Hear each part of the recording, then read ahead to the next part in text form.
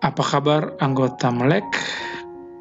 Senang berjumpa dengan Bapak Ibu melalui online pada saat ini. Saya harap semuanya sehat-sehat semuanya. Kita akan belajar seri pelajaran mengenai mengelola keuangan pribadi dan usaha. Dari pelajaran yang sebelumnya ada banyak diskusi yang tertarik dan juga ada banyak yang bertanya dan juga membahas mengenai bagaimana mengelola keuangan usaha dan keuangan pribadi. Tapi ada juga yang bertanya bagaimana dengan uang pribadi, tapi sebenarnya sering juga tercampur dengan uang perusahaan. Bapak Ibu sekalian, bila mana Anda seorang pekerja kantoran, maka perhatikan hal ini. Sering sekali sebagai orang kantoran, kita itu diberikan kepercayaan untuk mengelola keuangan perusahaan secara pribadi. Bahkan juga kalau kita misalnya orang yang aktif di kegiatan sosial, aktif di komunitas, sering juga kita diberikan kepercayaan untuk mengelola keuangan komunitas tersebut. Dan dalam banyak aktivitas sehari-hari seperti itu, sering sekali kan uang kantor masuk ke kantong kita atau uang komunitas tercampur dengan uang kita, sehingga kadang-kadang kalau kita tidak kelola dengan baik, kita tidak kelola dengan sungguh-sungguh, dengan bagus, itu bisa bikin pusing ya, bikin puyeng juga biasanya.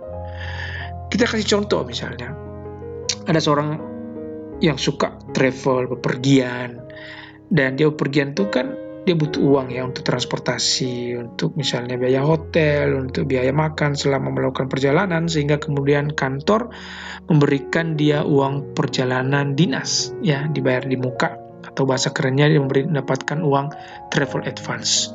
Kadang-kadang ditransfer ke rekeningnya, sehingga uang itu kan bercampur dengan uang pribadinya. Lalu kemudian misalnya ada orang yang rajin dalam kegiatan sosial, dalam acara Agustusan, acara RT, acara RW, kegiatan-kegiatan sosial lainnya, sering misalnya orang tersebut menjadi seorang panitia atau orang yang dipercaya untuk mengelola tersebut jadi bendahara. Nah, sering sekali kan ada uang-uang yang masuk dalam rekening kita atau uang pribadi kita masuk bercampur dengan uang-uang komunitas tersebut. Nah, tidak jarang ada orang yang secara tidak sengaja karena uang tersebut campur dengan rekeningnya, campur dengan uang di kantongnya, ya karena dipikir itu uang ya akhirnya kan terpakai gitu ya. Ya tidak sengaja kadang-kadang, tapi ada juga yang sengaja sih kadang-kadang, tapi kebanyakan tidak sengaja mungkin ya. Dan kita harus ingat dulu bahwa itu ya harus tahu kan, kita sebenarnya tahu bahwa itu bukan uang kita, ya sudah jelas itu bukan uang kita ya, tapi ya untuk itu kita harus paham betul mengelolanya dengan baik justru karena bukan uang kita.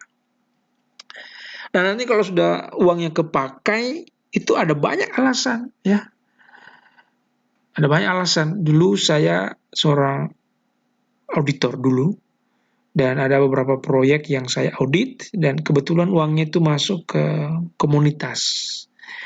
Nah, biasanya bendaharanya itu ketika dicek mana pengeluarannya, aduh, uangnya kepake. Loh, kok bisa dipakai? Itu kan bukan uang saudara.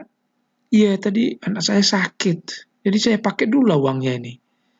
Nah, jadi justifikasi seperti ini terkadang kita benarkan karena kita ngerasa itu uang kita. Padahal itu kan bukan uang kita, tuh. Nah, ada lagi alasan bahwa sebenarnya ini karena saya bukan orang akuntansi aja, jadi wajarlah terpakai.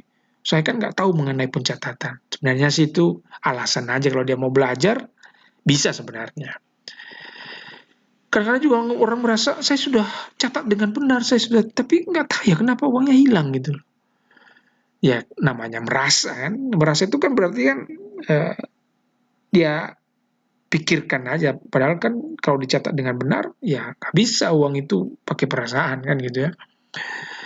Nah, kadang-kadang kalau sudah seperti itu, udah kepakai, laporannya tertunda-tunda. Kenapa tertunda? Karena mungkin nunggu uangnya ya ada lagi kan gitu, kita tunggu uang itu karena sudah kepakai misalnya kan, dan ada banyak alasan lain. Tapi ingat prinsipnya, uang-uang seperti itu bukanlah uang kita. Jadi kalau kita memakainya, walaupun untuk keperluan mendadak, keperluan apa, tetap itu kan tidak dibenarkan, karena uang itu bukan uang kita. Ingat, itu bukan uangmu. Baik, lalu kemudian apa yang terjadi kalau itu sering terjadi? Sering sekali orang dipercaya, malah kemudian dia merusak kepercayaan karena dia tidak memberikan pelaporan. Orang bilang itu tidak ada transparansi, tidak ada akuntabilitas, tidak ada pencatatan yang benar, sehingga bisa merusak kepercayaan di dalam komunitas. Dan kepercayaan itu sangat mahal, ya. Sering sekali hanya karena kita tidak melaporkan dengan benar, kita tidak melaporkan tepat waktu, kepercayaan lama-lama hilang, dan itu merusak hubungan di dalam satu komunitas, ya. Baik itu di RT, di RW, arisan, dan macam-macam, ya. Bahkan pada level tertentu bisa dianggap korupsi, ya. Kalau uang kantor kepake dan lama gitu, besar Anda pakai, dan Anda tidak punya uang untuk menggantinya, sehingga kemudian ketika diperiksa dan dikatakan bahwa uangnya itu ada sama saudara, itu kan bisa masuk ranah pidana. Wah, serem ya. Jadi ini jangan dianggap remeh, ya, jangan dianggap remeh. Harus dipelajari bagaimana cara mengelola keuangan supaya tidak tercampur dengan keuangan pribadi kita. Nah, berikut ini ada 4 tips bagi Bapak Ibu agar uang kantor atau uang komunitas, ya, tidak tercampur dengan uang pribadi, ya, atau sering tercampur uang pribadi. Ini ada tipsnya. Yang pertama, sekali lagi, dipisahkan rekening, ya. Harus dipisahkan, ya. Kalau misalnya uang cash, ya pisahkan, Anda terima, itu ditempatkan di tempat yang berbeda. Kalau uang itu masuk ke rekening, kalau boleh, kalau sering-sering misalnya Anda melakukan perjalanan, Anda sering-sering menjadi bendahara, Anda sering misalnya memegang uang komunitas, Anda bagusnya deh pisahkan rekeningnya dengan rekening pribadi saudara. Jadi tidak campur aduk, ya. Nanti Anda pikir itu masih ada uangmu, taunya di situ kan sudah habis. Nah, itu kan nanti susah dalam membuat laporan. Kadang-kadang, ya, kalau sudah kepakai atau nanti susah ditelusuri gitu, kita kadang-kadang ada orang sering berdebat, ya, karena diragukan kejujuran integritasnya. Dia sering, kadang-kadang ada orang lantang, silakan saja diaudit, ini rekening saya, silakan dilihat. Kan suasananya kan menjadi tidak enak. Dan sebenarnya statement-statement seperti itu membahayakan diri sendiri. Kenapa? Karena nanti kalau ada orang yang mau periksa beneran rekeningnya, itu kan rekening gado-gado, tercampur dengan pemasukan dan pengeluaran pribadinya. Nah, itu kan bahaya, orang jadi tahu yang seharusnya orang tidak perlu tahu. Ada pengeluaran pribadi, itu kan privacy. Nah, tentu kan kita tidak mau kalau itu terjadi. Untuk itu, pisahkan rekeningnya. Oke? Yang kedua adalah disiplin mencatat. Ini paling penting. Kalau kita menggunakan uang komunitas, uang kantor, itu setiap ada pengeluaran, langsung dicatat. Dicatat bisa di buku, bisa digunakan handphone, gadget yang ada, atau di laptop juga bisa. Yang penting jangan ditunda-tunda, karena nanti Anda tunda, Anda bisa lupa. Nah, kalau udah lupa, apalagi kalau misalnya dokumennya nggak ada, ya, nggak ada notanya, gitu. Kadang-kadang Anda misalnya membeli sesuatu dan tidak ada notanya, itu kan kalau nggak langsung dicatat, nanti bisa lupa, gitu, ya. Yang ketiga adalah simpan nota dengan rapi. Jadi nota-nota yang ada, pembelian tersebut harus disimpan dengan rapi, ya. Masukkan di satu tempat, di plastik atau di mana, disimpan dengan rapi, dipisahkan dari yang lain-lain. Nota-nota yang lain yang mungkin itu nota-nota pribadi saudara.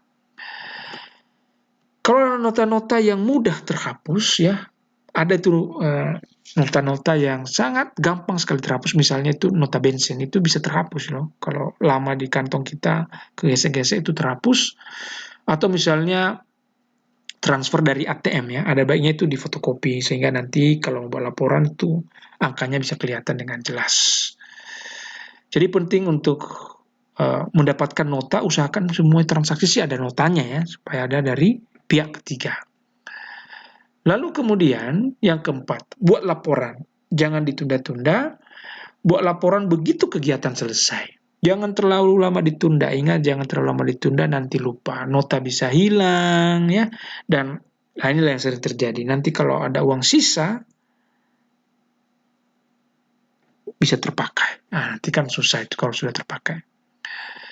Nah, bagi Bapak Ibu yang mungkin sering menjadi bendahara, sering menjadi panitia, nah berikut ini saya berikan contoh format laporan sederhana yang bisa digunakan sebagai contoh dalam membuat laporan kalau Anda terlibat dalam sebuah kepanitiaan. Contoh ini misalnya ada sebuah kumpulan menerima uang dari donatur untuk menyalurkan bantuan kepada masyarakat sehubungan dengan wabah corona. Lalu kemudian komunitas ini diberikan dana sebesar 10 juta rupiah. Karena mereka terima uang dan 10 juta rupiah, nah sang bendahara terima uang dari donatur, maka dia tentu harus membuat pembukuan. Nah, pembukuan sederhananya seperti ini. Anda membuat tanggal, keterangan, referensi, masuk, keluar, sisa. Nah, kalau itu misalnya sebuah kepanitiaan, Anda bisa, misalnya contoh saya kasih ini ada panitia seksi transportasi, ada seksi konsumsi, dan ada seksi khusus untuk bantuan. Oke. Nah, misalnya contoh, uang tersebut diterima, uang dari donatur, ya, 10 juta. Nah, Anda membuat kwitansi boleh, atau kalau itu ditransfer, Anda bisa tunjukkan misalnya di buku rekening saudara. Nah, ingat kasih nomor 1. Nomor 1 ini merujuk kepada kwitansi atau rekening nomor 1 yang Anda tulis juga nomor 1 di dokumen pendukung sebesar 10 juta. Jadi, nanti kalau di cross check, uang terima dari download tanggal berapa? Tanggal 1. Nah, di sini juga nanti pas tanggal 1 di buku rekening. Jadi, klop dia referensi nomor 1, attachment ya. Attachment itu adalah lampiran nomor 1, pas dia 10 juta. Lalu kemudian, sebagai panitia kan biasanya diskusi itu. Diskusi, misalnya besoknya panitia kumpul, lalu mereka diskusi. Nah, di diskusi itu mereka ada makan. Ya. Nah, karena makan, maka kemudian mereka membeli makan, misalnya makannya 100.000. Nah, Anda buat nota nomor 2. Nomor 2, berapa makannya? 100.000. Nah, kan tadi terima uang 10 juta. Karena terima uang 10 juta, Anda keluarkan 100.000, jadi sisanya tinggal 9.900.000. Nah, ini pengeluaran untuk departemen apa, atau divisi apa, atau seksi apa. Nah, itu misalnya seksi konsumsi 100.000. Jadi, pengeluaran malam itu dimasukkan ke seksi konsumsi, yaitu sebesar 100.000. Seterusnya, misalnya sudah diskusi malam itu setuju untuk melakukan pembelian sembako sehingga dibutuhkan pembelian bensin bagi orang yang akan membeli sembako dan juga nanti untuk mendistribusikannya kepada para penerima bantuan. Lalu dibelilah bensin ya sebesar 100.000. Nah, kan ada nota bensin itu. Nah, di nota bensin itu Anda tulis nomor 3. Lalu referensinya nomor 3, jadi klop. Nanti kalau ada orang yang melihat, oh nomor 3, klop di sini tanggalnya harus sesuai dengan tanggal nota. Supaya jelas. Jadi, kemudian angkanya berapa?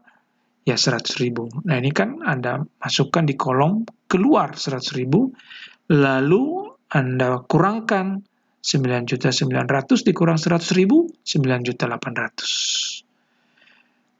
Beli bensin itu masuk dalam seksi mana? Seksi transportasi, yaitu 100.000. Kemudian pada tanggal 4 dilakukan pembelian beras, sama seperti yang tadi, tanggal 4, notanya ditandai nomor 4, lalu kemudian berapa pengeluarannya 5 juta, ditulislah di sini 5 juta, jadi sisanya tinggal 4.800.000. Nah, itu karena ini adalah pembelian sembako, dia masuk ke bantuan 5 juta. Jadi dia masuk ke kolom bantuan. Lalu kemudian selain beli beras, beli mie juga, lalu beli mie berapa harganya 1 juta didapatkan dari mana? Didapatkan dari kwitansi nomor 5 atau referensi nomor 5. Ada tulis nomor 5 di sini. Jadi nota-notanya ini diatur sedemikian rupa sehingga gampang ditelusuri. Nomor 5 kan banyak nota-nota tuh, dinomorin. Nah, ini nomornya inilah kemudian Anda masukkan sebagai referensi. Nomor 5 berapa? 1 juta. Jadi di sini 1 juta keluar sesuai dengan angka pengeluaran yang ada di kwitansi atau nota. Lalu kemudian itu dimasukkan kemana? Pengeluaran ini dimasukkan ke bantuan, di seksi bantuan. Seterusnya, selain beli mie, beli beras, Anda juga misalnya melakukan pembelian minyak. Ya, banyaklah minyak makan atau Anda membeli minyak goreng, macam-macam. Lalu kemudian itu Anda tulis seperti yang sebelumnya nomor 6, Anda tulis juga nomor 6 di kwitansi, tanggalnya disesuaikan, angkanya ini sesuai dengan angka yang tertera di nota, yaitu 3 juta. Karena tadi sisanya 3.800.000, pengeluaran 3 juta, sehingga sisanya tinggal 800.000. Di mana dimasukkan pengeluaran 3 juta ini? Dimasukkan di kolom bantuan. Nah, kemudian selain membeli beras, mie, minyak, diadakan juga pembelian masker akan diberikan kepada para penerima bantuan. Nah, dinomorin nomor 7, ini kan nomor 7, Anda nomorin juga kwitansinya nomor 7, angkanya sesuaikan dengan kwitansinya 500.000, dan kemudian Anda tulis di sini. Nah, di sini kan kemudian terdapat sisanya 300.000 rupiah. Jadi, kemudian Anda pindahkan angka ini yang 500.000 ini ke kolom bantuan. Jadi sekarang Anda bisa lihat ya, pengeluaran transportasi, pengeluaran konsumsi, pengeluaran bantuan sudah mulai rapi. Nah, kemudian Bapak Ibu sekalian bisa juga kalau misalnya tadi dalam penerimaan bantuan itu Anda membuat proposal, ini contoh misalnya. Anda boleh buat anggarannya di sini ya. Transportasi 250.000 contoh, konsumsi 250.000, bantuan 9,5 juta. Nah, dari ini kan setelah ditotal kita jadi tahu bahwa sisa uang kita berapa? 300.000.